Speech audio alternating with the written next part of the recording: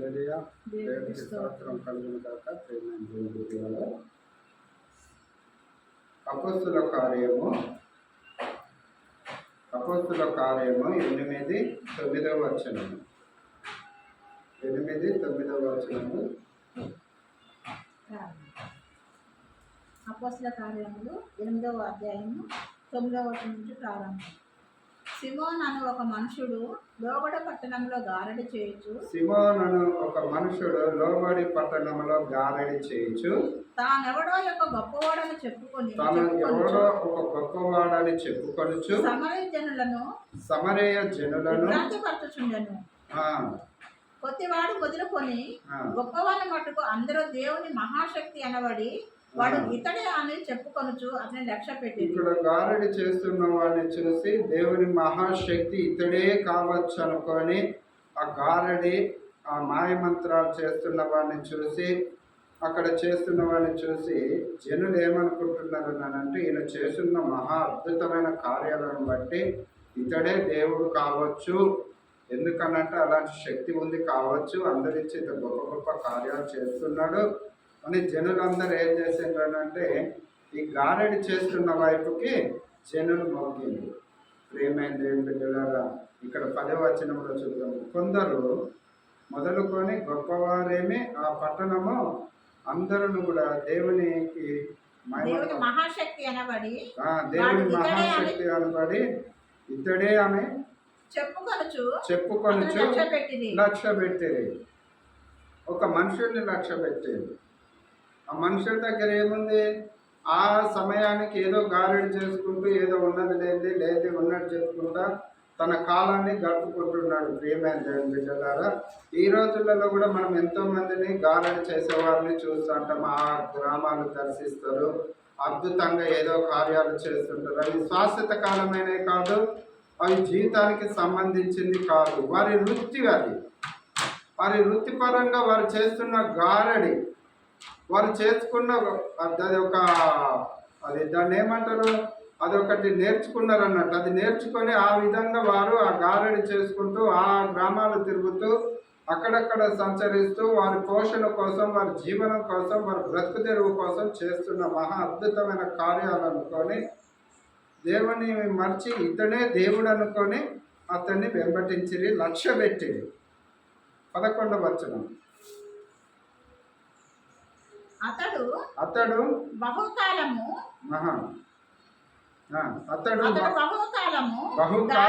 గారడి చేయొచ్చు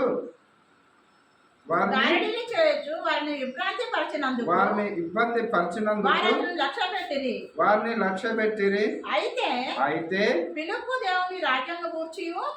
దేవుని రాజ్యం గురించి యేసుక్రీస్తు నామమును గురించి సువార్త ప్రకటించుచుండగా వారతన్ని నమ్మి పురుషులను స్త్రీలను బాప్తిసము పొందిరి. పురుషులు స్త్రీలు అందరు కూడా బాప్తిసం పొంది అక్కడ చేస్తున్న సువార్త, ఏదైతే దేవుని రాజ్యం కోసం ప్రకటిస్తున్న సువార్త విన్నారో, ఈ గారడిని ఇనే చేస్తున్న మహా అద్భుతమైన నమ్మిన వారు కూడా ఏమైందనంటే, ప్రియమైన దేవుని బిడ్డలారా, మరొకసారి ఇక్కడ అసలైన సువార్త ప్రకటింపబడేటానికి ఆ గ్రామంలో కానీ ఆ గ్రామం చుట్టుపక్కల వారు కూడా మళ్ళీ ఎటువైపు తిరిగిండ్రు? సువార్త వైపు, దేవుని రాజ్యం వైపు తిరిగిండ్రు. తిరిగి ఏం చేసిండ్రు అంటే వెంటనే మారు మనసు పొందిండ్రు.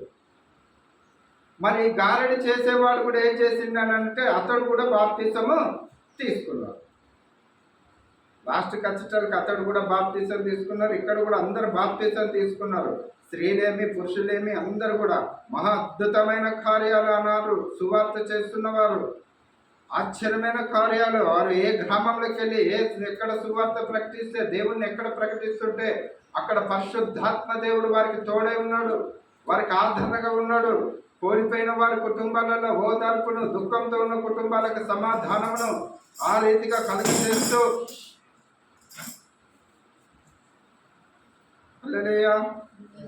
13వ వచనం. అప్పుడు సిమోను కూడా నమ్మి బాప్తిసము పొందాడు. సిమోను ఎవరు?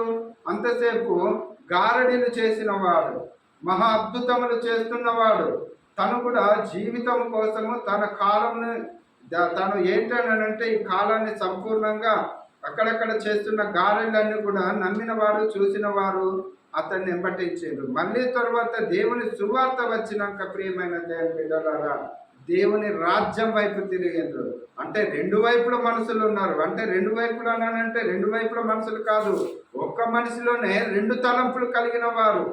మనిషి అనంటే ఒక్కరే, కానీ ఆ హృదయాంతరంగంలో ఏముంది అనంటే ఇటు గారెడికి స్థానం ఇచ్చేవారు ఉన్నారు మనుషులనే, ఇటు దేవునికి స్థానం ఇచ్చేవారు ఉన్నారు. ప్రియమైన దేవుని బిడ్డలారా ఇంతలోనే ఏమవుతుంది అనంటే అసలైన సువార్త ప్రకటింపబడేటానికి వారు ఏం చేసిండ్రు? దేవుని వైపు తిరిగిండ్రు. ప్రియమైన దేవుని బిడ్డలారా మరి దేవుని వైపు తిరగడానికి కారణం ఏంది అనంటే వారు ఆ రోజు చేసిన సువార్త. ఆ సువార్తలో ఏముంది అనంటే సత్యం ఉంది. ఆ సువార్తలో ఏముంది అంటే దేవుడు ఉన్నాడు. ఆ దేవుడిలో ఏముంది అనంటే వాక్యం ఉంది. ఆ వాక్యమే ఈ లోకానికి వెలుగే ఉంది. ప్రియమైన దేవుని బిడ్డలారా మరి ఇక్కడ చూడు 13వ వచనం చదవమ్మా. సీమోను కూడా నమ్మి, అప్పుడు సీమోను కూడా అప్పుడు దాకా గారెడి చేసిన వాడు కూడా, అప్పుడు లోకానుసారంగా బ్రతికిన వాడు కూడా సీమోను కూడా నమ్మిండు. సీమోను కూడా ఎవరిని నమ్మిండు? అసలైన దేవుణ్ణి నమ్మిండు. ప్రియమైన దేవుని బిడ్డలారా తనకు చేతిలో ఉన్న వృత్తం విడిచిపెట్టేసిండు. ఇదంతా తాత్కాలమే, దీంతో నాకు జీవనం లేదు, దీంతో ఏది లేదు, ఆధారం లేదు. వీరు ఇక్కడ చేస్తున్న సువార్త చేస్తున్న దాంట్లో వారు ఏమి చేయట్లేరు, వారి దగ్గర ఏమీ లేవు, కానీ నోటి మాట ద్వారా మహా అద్భుతములు చేయగలుగుతున్నారు. నోటి మాట ద్వారా ఏంటి ప్రజలు ఈ విధంగా వెళ్ళిపోతున్నారు, ఏంటి ప్రజలు ఈ విధంగా బాప్తిసం తీసుకుంటున్నారు, ఏంటి స్త్రీలేమి పురుషులేమి. మరి గారెడి చేసిన వారి దగ్గర ఏం లేదు అంటే వాడు చేతనైనంత మట్టి గారెడి చేస్తున్నాడు, కానీ వాడు బ్రతుకు తెరుగు గారెడి చేస్తున్నాడు. కానీ మరి ఇదే నామములో ఇది తీసుకోవాలి, అది ఉన్నది, ఇది లేదని చెప్పేది కానీ దగ్గర అధికారము లేదు. మరి ఇక్కడ సువార్త చేస్తున్న వారి దగ్గర ఏముంది అంటే మీరు యేసుక్రీస్తు ప్రభుని ఈ సువార్త నమ్మినట్టయితే మీరు బాప్తిసం తీసుకోవడం అనంటే, బాప్తిసం అనంటే ఏంటంటే ప్రియమైన దేవుని బిడ్డలారా మనము శుద్ధి చేయబడుట. ఆ బాప్తిసం ద్వారా మరొకటి కూడా కలుగుద్ది. ఏంటనంటే రోత పాత జీవితాన్ని కూడా విడిచిపెట్టి ఆ బాప్తిసం ద్వారా సువార్తకు లోబడి దేవుని వాక్యానికి లోబడ్డప్పుడు ఆ హృదయంలో క్రీస్తుకు స్థానం ఇచ్చినప్పుడు అప్పుడు బాప్తిసం తీసుకుంటారు.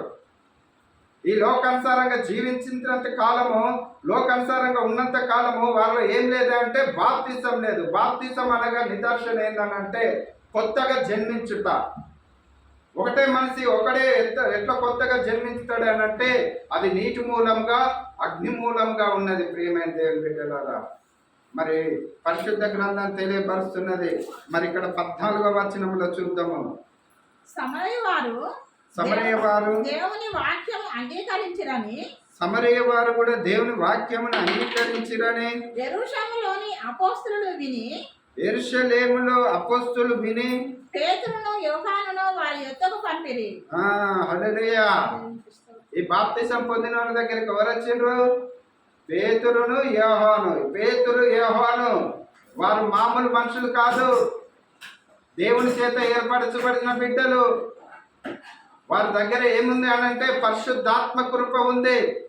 ఎంతమంది అయితే స్త్రీలు పురుషులు ఇక్కడ బాప్తిసం పొందిండ్రో, ఈ గారెడు చేసిన వాడు కూడా బాప్తిసం పొందిండ్రో, అప్పుడు ఈ పరిశుద్ధాత్మతో నింపబడ్డాక ఈ పేతురును సిమోను కూడా వచ్చేసి, ఇక్కడ పేతురును యోహాను కూడా వచ్చి ఏం చేసిండ్రంటే ఈ జన సమూహం అంతటి కూడా పరిశుద్ధాత్మ ద్వారా తలల మీద చేతుల నుంచి ప్రార్థన చేసుడు మొదలు పెట్టింది. ప్రియమైన దేవుని బిడ్డలారా ఈ లెంట్ డేస్ కాలాలలో మనము జీవితం కొనసాగిస్తున్న మనము మనకిచ్చిన అవకాశాన్ని బట్టి ఈ లెంట్ డేస్ కాలాల్లో అక్కడక్కడ జరుగుతున్న కూడికను బట్టి దేవాది దేవునికే స్తోత్రం కలుగును గాక, అది దేవునికే మహిమ కలుగు కాకున దేవుడు మనకు గొప్ప అవకాశం ఇచ్చిండు కదా. ఏం జరిగింది? అక్కడక్కడ సువార్త చేసిండ్రు, ఆ గ్రామాలు దర్శించిండ్రు. ఆ గ్రామాలు దర్శించినప్పుడు ఆ సువార్త ద్వారా, ఆ కూడికల ద్వారా మహా అద్భుతమైన కార్యాలు జరిగిన. ఏం కార్యాలు అంటే స్త్రీలేమి పురుషులేమి సమస్త జనులు కూడా బాప్తిసం పొందిండ్రు. దేవుడు కోరుకునేది అదే. మరి ఇక్కడ 14వ వచనం చదవ మమ్మల్ని ఒకసారి. సమరయ వారు దేవుని వాక్యం అంగీకరించిరని దేవుని వాక్యం అంగీకరించిరని యెరూషలేములో అపోస్తలులకి విని పేతురును యోహానును వారి యొద్దకు పంపిరి కదా. పేతురును యోహాను వారి యొద్దకు పంపారు. మన యొద్దకు కూడా ఒక్కొక్కరు వస్తేనే ఉన్నారు. అయినా కానీ వాక్యానికి కానీ సువార్తకు కానీ లోబడిన వారము కాదు. లోబడితే ఏమున్నది? నూతనమైన బ్రతుకు ఉంది. నూతనమైన బ్రతుకు ఏందంటే ఈ లోకంలో ఉన్న చెడు నిడిచిపెట్టుట, హృదయం సమర్పణ చేసుకున్నట, దేవునికి హృదయం సమర్పణ చేసుకున్నాక దాంట్లో హృదయంలో ఏముందనంటే యథార్థత ఉంటుంది, నీతి ఉంటుంది. కాబట్టి దేవుడు ఇక్కడ తెలియజేస్తున్నమాట. 15 వచనం చదువు. వారు వచ్చి వారు అంతకు ముందు వారిలో ఎవరి మీద ఆయన దిగి ఉండలేదు, ఎవరి మీదను వారి మీద దిగి ఉండలేదు. ఎందుకు? బాప్తిసం పొందంగానే పరిశుద్ధాత్మతో నింపబడిన వారు కాదు. తర్వాత బాప్తిసం పొందినాక ఏం చేయాలనంటే దానికి అర్హులైన వారు వచ్చి బాప్తిసం పొందిన బిడ్డలందరి మీద కూడా చేతుల నుంచి ప్రార్థన చేయాలి. అది ఎవరికి సాధ్యమనంటే ఆత్మతో నింపబడిన వారికి అది సాధ్యము. ఎందుకంటే దేవుని ఆత్మ వారిలో దిగుతుంది. అక్కడ దిగినప్పుడు ఒక్కొక్కరికి దేవుని ఆత్మ దిగినప్పుడు దేవుని ఆత్మ ఒకటే, కానీ ఒక్కొక్కరు శక్తి కొలది ఆత్మ దిగినప్పుడు ఆత్మను పొందినప్పుడు ఒక్కొక్కరు భాషలు మాట్లాడగలుగుతారు, ఒక్కొక్కరు కళలకు దర్శనం చెప్పగలుగుతారు, ఒక్కొక్కరు ప్రార్థన చేసి సూచక క్రియలు చేయవారు ఒకరు, ప్రార్థన చేయవారు ఒకరు, ఒక్కొక్కరు మహా అద్భుతములు చేయవారు. ఈ విధంగా ఒక్కొక్కరిని దేవుడు నింపిండు. ప్రియమైన దేవుని బిడ్డలారా, ఇక్కడ 17వ వచనము. అప్పుడు పేతురును యోహాను వారి మీద చేతులుంచగా వారి పరిశుద్ధాత్మను పొందిరి. అపోస్తలులు చేతులుంచటం వలన పరిశుద్ధాత్మ అనుగ్రహింపబడినని, హల్లెలూయా, పరిశుద్ధాత్మను అనుగ్రహింపబడినని సిమోను చూచి వారి ఎదుట ద్రవ్యం పెట్టిండు. ద్రవ్యం అంటే ఏంది? కొద్దిగా సొమ్ము కొద్దిగా పెట్టిండు. విలువైనది కొద్దిగా ఆడ పెట్టి ఎవరి దగ్గర? పేతురును యోహాను దగ్గర పెట్టి, అయ్యా మేము కూడా చేతులు ఎవరి మీద అన్నా ఉంచితే మహా అద్భుతంగా వారికి కార్యాలు జరగాలి, మరి మీరు చేస్తున్నది నాకు కూడా కొద్దిగా ఇయ్యండి అని ఎవరు అడుగుతాడు? సిమోన్ అనే వ్యక్తి అడుగుతాడు. సిమోన్ అనే వ్యక్తి ఎవరు? అసలు గారెడి చేసుకునేవాడు, ఏదో వచ్చిరాని విద్య చేసుకుంటూ పూట గడుపుకుంటున్నవాడు, ఊరూరు తిరుగుతున్నవాడు. లాస్ట్కి ఇక్కడ దొరికి వీళ్ళు చేస్తున్న సువార్త వాక్యానికి ఇతను కూడా లోపడ్డాడు. అంటే తను చేస్తున్నదంతయు వ్యర్థమని గ్రహించి దేవుని వాక్యానికి లోబడి ఆ గ్రామ నివాసులతో పాటు కూడా ఇక్కడ తను కూడా బాప్తిసం పొందినాక వీళ్ళు చేస్తున్న మహా అద్భుతమైన కార్యాలు, వీరేంటి చేతుల నుంచి ప్రార్థన చేస్తే వీరి నోటి మాటలలో ఇంత గొప్ప శక్తి ఎక్కడిది? మరి ఇన్ని సంవత్సరాల నుంచి నేను గారెడి చేసినా కూడా నాతోటి ఏమి కాలేదు, వీరి దగ్గర ఉన్నది ఏంది, నా దగ్గర లేదేందని ఆయన గ్రహించగలిగింది. ప్రియమైన దేవుని బిడ్డలారా, గ్రహించగలిగినప్పుడు అక్కడ జరిగింది ఏంటి అని అంటే తను కూడా అడుగుతున్నాడు, అయ్యలారా మళ్ళీ నా జీవనం కొనసాగించుకోవాలని అంటే నేను కూడా ఎవరి మీద చేతులు ఉంచుతాయి, చేతులు పెట్టి ప్రార్థన చేస్తే అది జరగాలి, నాకు అలాంటిది మీ దగ్గర నుంచి నాకు ఇయ్యాలంటే అది అంత అడ్డగోలుగా వచ్చేది కాదు. ఆ సొమ్ము అమ్ముకునేది కూడా కాదు, ప్రార్థన అనేది అమ్ముకునేది కాదు. ఎవరు దాన్ని కొనలేరు, ఎవరు కూడా దాన్ని ఆపలేరు, ఎవరి వల్ల కూడా కాదది. ప్రార్థన అనేది ఏ వ్యక్తి అయితే దేవుడు అభిషేకిస్తాడో, ఏ దేవుడైతే యెహోవా దేవుడు ఉన్నాడో, తనని నిలబెట్టుకున్నాడో, ఏ గ్రామంలో అయినా ఒక సేవకుడు నిలబడ్డాడనంటే అది మామూలు విషయము కాదు. ప్రియమైన దేవుని బిడ్డలారా, ఆ రీతిగా నేను తేలిగ్గా మాట్లాడుతున్నాడు. అయ్యలారా ఈ సొమ్ము తీసుకొని ఇగో నా దగ్గర ఉన్నది ఇస్తున్నాను, ఆ పరిశుద్ధాత్మ ద్వారా నేను కూడా పొంది ఎవరి మీద చేతులు ఉంచాలని అంటే పరిశుద్ధాత్మనంటే అర్థం లేని వారు మాట్లాడే మాటలయ్యి. పరిశుద్ధాత్మనంటే తనకి అర్థమే తెలియదు, తను ఏమనుకుంటున్నాడంటే నేను బతకనికి నాకు కావాలి, అదంతే. అంతే. నాది నా దగ్గర ఏమీ లేదు, నిజమైంది ఏది లేదు. నేను ఏదో గారెడి చేసుకొని బ్రతికినా, ఏదో ప్రజలు నమ్మిండ్రు, కానీ అసలైన వాక్యానికి లోబడ్డాక ప్రజలు నా వైపు ఎక్కడొస్తారు? రాలేరు కదా అనేసి తను ఏం చేసిందంటే జీవనం కోసం, బ్రతుకు తెరువు కోసము ఇక్కడ బాప్తిసం పొందిండు. మరి మిగతా వాళ్ళ మీద, అందరి మీద కూడా పరిశుద్ధాత్మ నింపబడ్డది. మరి ఇతని మీద ఎందుకు నింపబడ్డది అంటే తన హృదయంలో ఏముందనంటే కలవరము, వేదన ఉంది, స్వార్థం ఉంది. పరిశుద్ధాత్మ తండ్రి మేలు చేయవాడే కానీ కీడు చేయవాడు కాదు. తనేమనుకుంటున్నాడంటే జీవనం కోసము, మనుషుల్ని మోసం చేయుటకు, తన బ్రతుకు తెరువు కోసము. ప్రియమైన దేవుని బిడ్డలారా, ఇక్కడ 16వ వచనం మరొకసారి చదవము. అంతకు ముందు వారిలో ఎవరి మీదను ఆయన దిగి ఉండలేదు. అంతకు ముందు ఎవరి మీదను ఆయన దిగి ఉండలేదు. వారు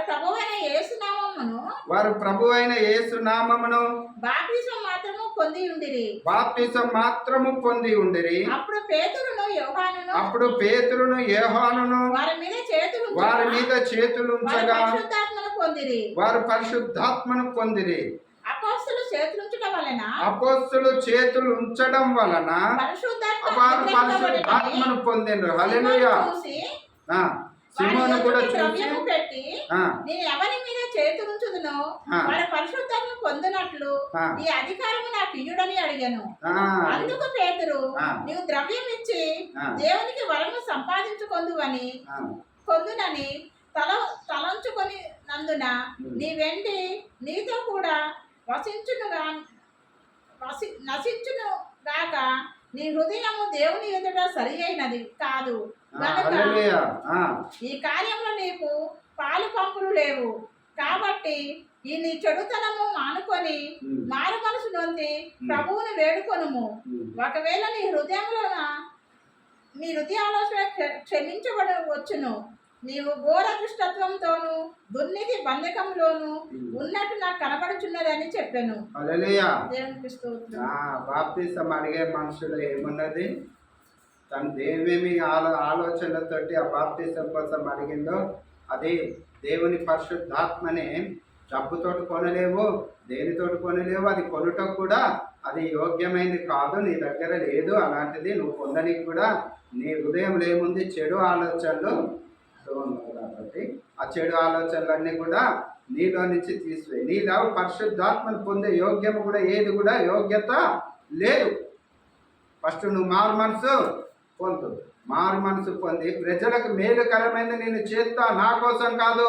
నేను బ్రతుకుతే ప్రజల కోసమే బ్రతుకుతా, వాక్యం కొరకే బ్రతుకుతా, నీ సువార్త విషయంలోనే బ్రతుకుతా అని అప్పుడు దేవుని దగ్గర ఒకవేళ నువ్వు అనుకుంటే అప్పుడు దేవుడు ఒకవేళ నీ మనసును గ్రహించి క్షమించి నీకప్పుడు పరిశుద్ధాత్మ కృపను అనుగ్రహిస్తే అది దేవుడి కృప. దేవునికి స్తోత్రం. ప్రియమైన దేవుని బిడ్డలారా, అందరము బాప్తిసం పొందిన వారమే కానీ ఆత్మ పొందిన వారు ఒక్కరు కూడా లేరు. ఆ రోజులలో కూడా ఈ రోజులలో కూడా. మరి పరిశుద్ధ గ్రంథం ఏం తెలియపరుస్తుందని అంటే ఆత్మ లేని వాడు నా వాడు కాదు. మరి ఆత్మ కోసం ఎంతమంది ఉపవాస దినాలలో ప్రయత్నం చేస్తున్నారు, ఎంతమంది గోజాడుతున్నారు, ఎంతమంది ప్రయత్నిస్తున్నారు. పరిశుద్ధాత్మని ఎందుకు పొందలేకపోతున్నారు? పరిశుద్ధాత్మ కార్యాలు ఎందుకు జరగలేకపోతున్నాయంటే వారి హృదయాలలో దేవునికి స్థానం లేదు. దేవునికి స్థానం లేదు కాబట్టి వారు బాప్తిసం పొందిన వారిగా స్థిరంగా అట్లా ఉండిపోయారు, కానీ దేవుని నమ్మిన వారు ఉండిపోయారు, కానీ దేవుని వాక్యాన్ని విని అక్కడ లోబడ్డవారు ఉన్నారు, కానీ వారు వాక్యానికి లోబడ్డవారు కాదు, దేవుని సమీపంగా లేరు. ప్రియమైన దేవుని పిల్లలారా, అందరించి దేవునితో ఉండాలనంటే దేవునితో మనం ఉండాలి, దేవుడు మనతో ఉంటానంటున్నాడు. అందరించి మీరు నాతో నేను మీతో ఉన్న ఎడల మీకు ఏది ఇష్టం అది అడుగుడి అంటున్నాడు. మరి అడిగినప్పుడు అది దేవుడు అనుగ్రహించే కృప, పరిశుద్ధాత్మ తండ్రి మరి ఆ రీతిగా మనల్ని ఒక్కొక్క సమయంలో ఎంచుకుంటుంది. కాబట్టి అలాంటి కృప దేవుడు నీకు నాకు అనుగ్రహించునుగాక. ఆమేన్.